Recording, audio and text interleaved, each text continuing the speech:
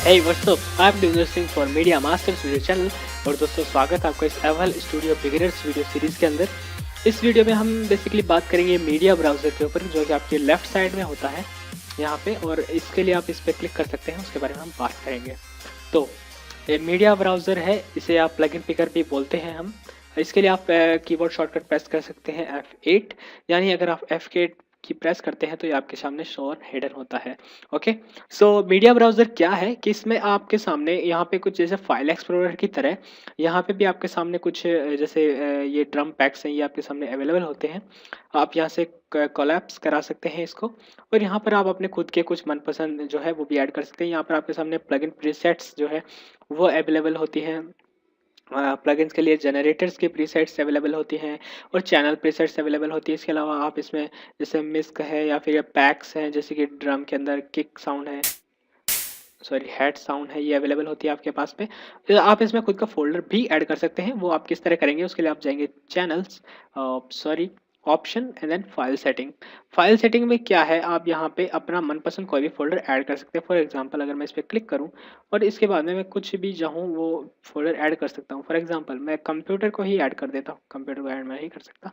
Documents को जैसे मैं ऐड करूँ एंड देन प्रेस ओके, और आप देख सकते हैं यहाँ पर यस, ये रहा डॉक्यूमेंट्स। मेरे डॉक्यूमेंट जो है सारे यहाँ पर अवेलेबल है। मैं सारे डॉक्यूमेंट को यहाँ से सीधा ब्राउज कर सकता हूँ। तो कई बार जैसे आप का होता है, जैसे आप अपने सैंपल को जो इसमें लाना चाहें तो उसके लिए या तो आप माय कंप्यूटर में जाके उनको ड्रैग कर सकते हैं, वो भी एक तरीका है, या फिर आप सिंपली यहाँ से कर सकते हैं। मतलब आप सॉफ्टवेयर को चेंज करना, जैसे विंडो एक्सप्लोरर में जाऊँ, आपको वो चीज़ पसंद नहीं है तो आप वो भी यहाँ से कर सकते हैं।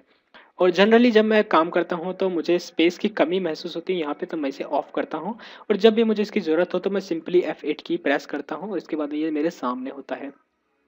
और सबसे अच्छी बात यह है कि जैसे मैं इसमें जैसे पैक्स एंड देन कुछ ओपन रखता हूँ, और इसके बाद में भी अगर मैं इसे क्लोज कर दूँ तो भी अगली बार मैं जब इसे ओपन करता हूँ तो वो सेम चीज़ मेरे सामने रहती है।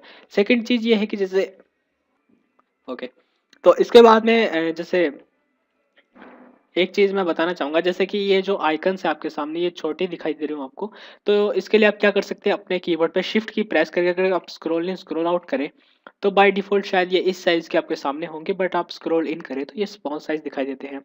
स्मॉल साइज़ करके मैं एक बार में बहुत सारी फाइलें ये जो फ़ोल्डर्स है ये देख पाता हूँ, तो इसका फ़ायदा ये है। इसके अलावा ये यहाँ पे आपके चैनल्स पैटर्न्स हैं उनको भी सेव रखता है। तो ये था प्लगइन पिकर या फिर इस मीडिया ब्राउज़र का फ़ायदा।